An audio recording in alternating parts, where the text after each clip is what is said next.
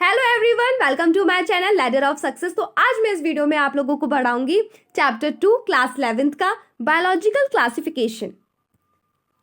Start करते हैं। इस चैप्टर में बेसिकली हम डील करेंगे कि किस तरीके से डिफरेंट साइंटिस्ट आए और उन्होंने किस तरीके से क्लासिफिकेशन किया हमारे ऑर्गेनिजम्स का, लिविंग ऑर्गेनिजम्स का basically. Okay, since the dawn of civilisation means सभ्यता, there have been many attempts to classify living organisms। काफ़ी सारे अटेम्प्ट दिए गए बच्चों क्लासीफाई करने के लिए लिविंग ऑर्गेनिज्म को। जब से हमारी सभ्यता शुरू हुई काफ़ी सारे अटेम्प्ट्स किए गए, ठीक है, काफ़ी सारे अटेम्प्ट दिए ताकि क्लासीफाई हो सके लिविंग ऑर्गेनिज्म।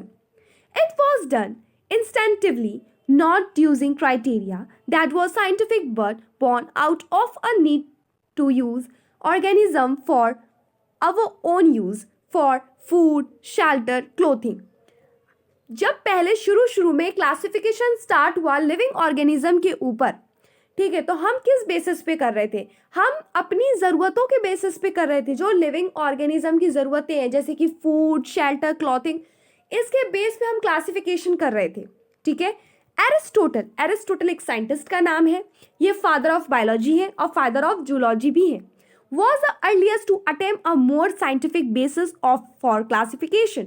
एरिस्टोटल एक ऐसे साइंटिस्ट थे जिन्होंने साइंटिफिक बेसिस पर क्लासिफिकेशन की, क्योंकि इससे पहले तो हम क्या कर रहे थे, हमारी ज़रूरतों के हिसाब से क्लासिफिकेशन कर रहे थे जैसे फूड, शेल्टर, क्लॉथिंग। बट पहली बार एरिस्टोटल क्या कर रहे थे, साइंटिफिक बेसिस के ऊपर क्लासिफिकेशन कर रहे थे। उन्होंने क्या किया, ही used simple morphological characters. Morphological characters का मतलब होता है ऊपर से, आउटर, ऊपर से देख के उन्होंने क्लासीफाई करने की कोशिश की, ठीक है। To classify plants into trees, shrubs and herbs. तो जो हमारे एरिस्टोटल साइंटिस्ट हैं उन्होंने साइंटिफिक बेसिस पे क्लासिफिकेशन दिया, सिंपल मॉर्फोलॉजिकल कैरेक्टर्स का यूज किया और उन्होंने प्लांट और एनिमल में डिवाइड किया। और प्लांट्स में किस किस को डाला, ट्रीज को, श्रब्स को एंड हर्ब्स को। और he also divided animals into two groups, those which had read blood and those that did not. तो उन्होंने प्लांट में किया और एनिमल में डिवाइड कर दिया। तो प्लांट में कौन कौन आए, ट्री, श्रब्स, हर्ब्स। और एनिमल में कौन कौन आए, एनिमल्स में आए जिनके पास रेड ब्लड था और जिनके पास नहीं था। तो इस तरीके से एरिस्टोटल ने क्लासिफिकेशन किया। अब धीरे धीरे जैसे जैसे टाइम होता गया वैसे वैसे क्लासिफिकेशन और भी ज़्यादा होता गया। तो अब हम बात करेंगे लिन्नायस की, ये भी एक साइंटिस्ट का नाम है। Time a two kingdom system of classification with Plantae and Animalia kingdom. तो जो हमारे लिन्नायस साइंटिस्ट थे, ठीक है, इन्होंने क्या किया, टू किंगडम क्लासिफिकेशन को दिया, ठीक है, टू किंगडम क्लासिफिकेशन दिया। और क्या किया, इन्होंने टू किंगडम्स में डिवाइड कर दिया, किंगडम प्लांटे एंड किंगडम एलिमेलिया। इसमें क्या था, प्लांटे किंगडम में सारे के सारे प्लांट्स थे, ठीक है, और एनिमेलिया किंगडम में क्या था कि सारे के सारे एनिमल्स थे, ठीक है। ऐसा किसने किया, ऐसा किया लिन्नायस साइंटिस्ट ने। इन्होंने टू किंगडम क्लासिफिकेशन दी और दो भाग में बांट दिया, किंगडम प्लांटे एंड किंगडम एलिमेलिया, ठीक है। Was developed that included all plants and animal respectively। यानी प्लांटे किंगडम में प्लांट्स को डाला, एनिमेलिया किंगडम में एनिमल्स को डाला। This system did not distinguish between the eukaryotes and prokaryotes। ये जो सिस्टम था काफ़ी अच्छा था, बट इसकी भी कुछ खामियां थी, ठीक है। तो वो क्या थी, वो किस चीज़ में डिस्टिंग्विश नहीं कर पाया, वो नहीं कर पाया किस चीज़ में, यूकैरियोट्स एंड प्रोकैरियोट्स में नहीं डिस्टिंग्विश कर पाया। दूसरा, यूनिसेलुलर एंड मल्टीसेलुलर ऑर्गेनिज्म में डिस्टिंग्विश नहीं कर पाया।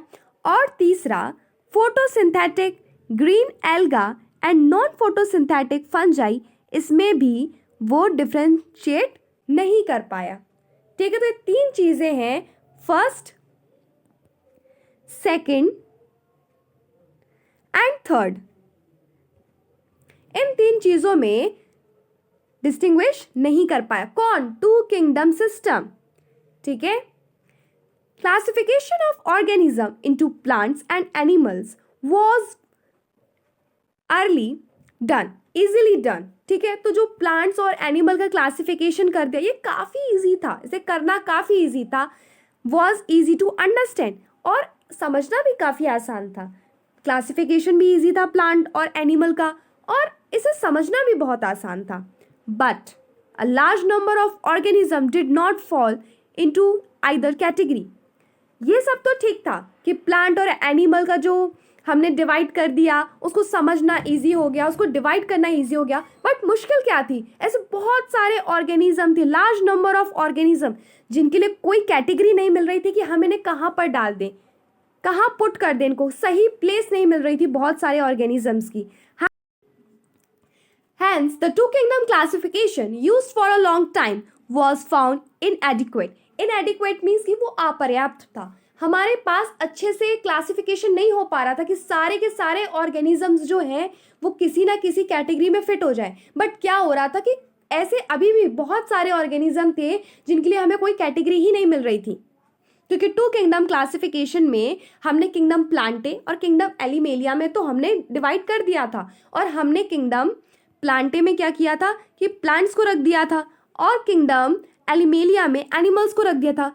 उसके बावजूद भी बहुत सारे एनिमल्स बच रहे थे, बहुत सारे लिविंग ऑर्गेनिजम्स बच रहे थे जिन्हें हम कहाँ रखें, कोई कैटेगरी हमें नहीं मिल रही थी. इस वजह से जो हमारा टू किंगडम क्लासिफिकेशन था वो अपर्याप्त था सारे ऑर्गेनिज्म की क्लासिफिकेशन करने के लिए.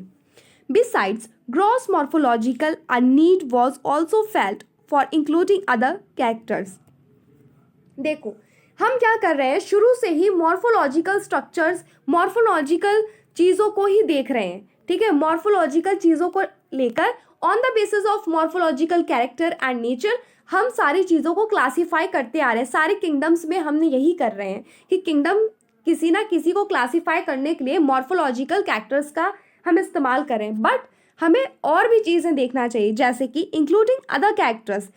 जैसे हमें क्या क्या देखना चाहिए मॉर्फोलॉजिकल कैरेक्टर्स के साथ साथ हमें देखना चाहिए cell structure, nature of wall, mode of nutrition, habitat, methods of reproduction, evolutionary relationship. इससे क्या होगा, इससे ये होगा कि क्लासिफिकेशन और बेटर होगा, और जो ऐसे ऑर्गेनिज्म है, लिविंग ऑर्गेनिज्म है जिनकी हमें कोई प्लेस नहीं मिल रही कि हम उन्हें कहाँ पुट कर दें, तो जब हम बहुत सारे कैरेक्टर्स लेके चलेंगे तो हमें एक तो बहुत अच्छा सटीक हम क्लासिफिकेशन कर पाएंगे. ये हमारी क्लासिफिकेशन को और भी ज़्यादा अच्छा और ऑर्गेनाइज्ड बनाएंगे. तो हमारे लिए ये सारी चीज़ें बहुत इम्पॉर्टेंट है. इवोल्यूशनरी रिलेशनशिप को क्यों लिया जा रहा है, इससे हमारे जो पहले की पीढ़ी है उसके बारे में हमको पता चलेगा. ठीक है, जैसे कि बहुत सारे ऑर्गेनिज्म हैं वो डेवलप हो गए, इवॉल्व हो गए, तो हमें वो सब भी पता चलेगा. इससे क्या होगा कि हमारा जो क्लासिफिकेशन है वो और भी ज़्यादा ऑर्गेनाइज्ड हो जाएगा. Classification system for the living organism have hence undergo gone several changes. जो क्लासिफिकेशन सिस्टम होता है, ठीक है, जो क्लासिफिकेशन सिस्टम होता है लिविंग ऑर्गेनिज्म का, ये बहुत चेंज होता रहता है. ठीक है, काफ़ी चेंज होता रहता है समय समय पे, जैसे जैसे समय आगे बढ़ रहा है ये चेंज होता रहता है. Through plant and animal kingdoms have been a constant under all different system. जो प्लांट और एनिमल किंगडम है ये वैसे का वैसे ही है, लेकिन और भी बहुत सारी चीज़ें उसमें इंक्लूड हो रही हैं. The understanding of what groups organism be included under these kingdoms have been changing. The number and nature of the kingdoms have also been understood differently by different scientists over the time.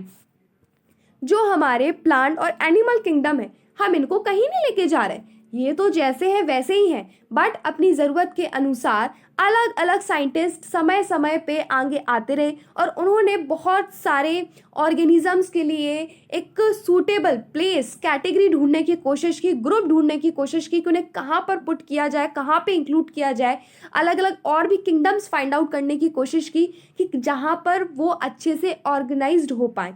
लेकिन जो हमारे plant और animal kingdom है वो वही है as it is, उसको हम छेड़ नहीं रहे, उसको हम कहीं नहीं लेके जा रहे हैं.